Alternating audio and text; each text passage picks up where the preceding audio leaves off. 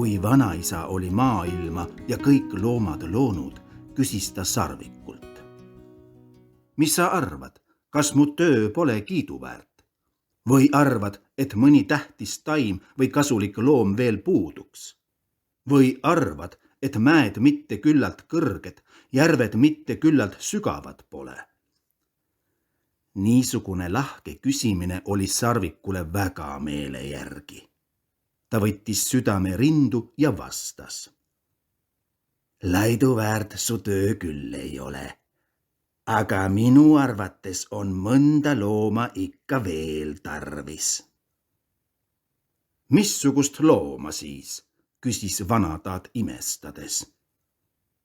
No, ühte niisugust looma, vastas sarvik, kes metsa võiks kaitsta, et vallatud karjapoisid puid ei kooriks ega oksi maha ei lõikaks, et jänes ega kitsekene õrnu kasve ära ei näriks. Kas ma siis ei ole vana karu ja roomajat ussi metsa pannud, küsis vanataat. Oled küll, vastas vana tühi, aga kui talv tuleb, heidavad need vahid magama ja siis on mul ikka meel hale metsa nii kaitsetuna nagu üht vaeslast näha. Vanasarvik tahtis aga ise luua ühe kurja looma, kes vanataadi õrnu loomi pidi murdma ja igal pool kurja tegema. Missugune loom puudub siis veel sinu aru järgi, küsis vanataat. Selle looma tahaksin ma ise luua, kui sa lubad, palus vana tühi. Hea küll, mul pole selle vastu midagi, ütles vanataat. Aga ühte asja palun ma veel. Vaata, minul ei ole mitte jõudu oma loomale hinge anda. Kui sa mulle niisuguse sõna annad, küll sa siis näed, et minu loom sinu omadest halvem pole. Täidan ka selle soovi. Kui sa oma looma oled valmis teinud, suu ja silmad õigele kohale pannud, siis ütle, tõuse üles, söö vanakuri ära.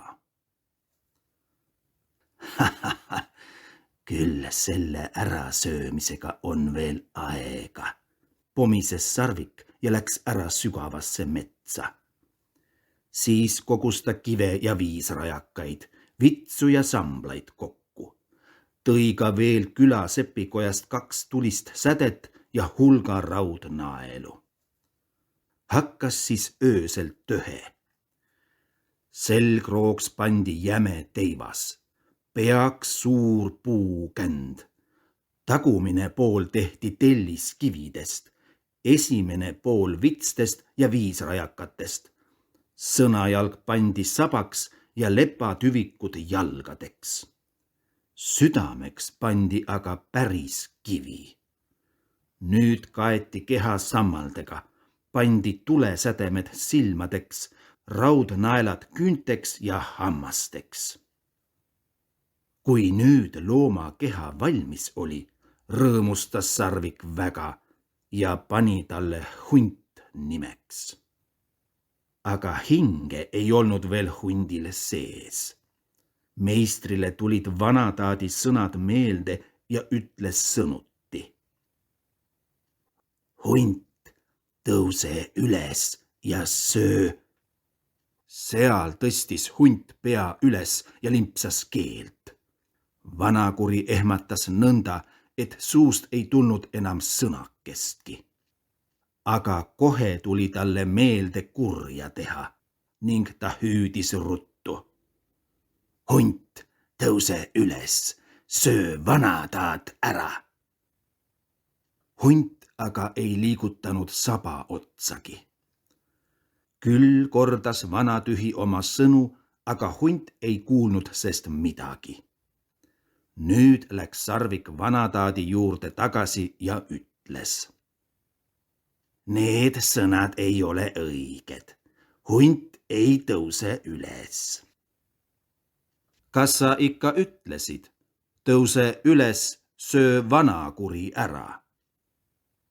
Vanakuri läks sõna lausumata tagasi. Küll hüüdis ta nüüdki veel. Hunt, tõuse üles, söö vanataat ära.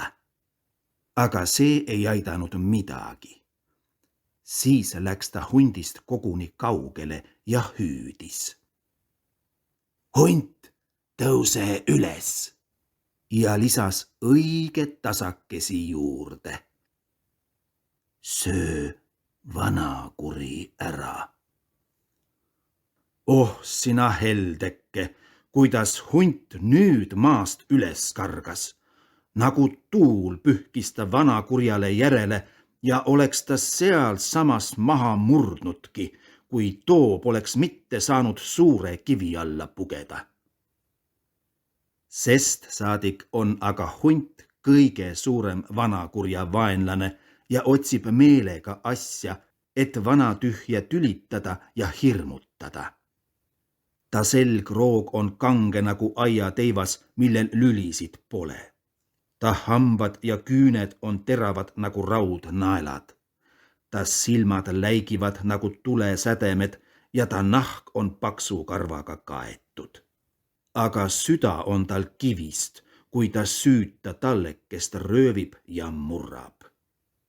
Kui teda kiviga viskad, siis saab ta vihaseks.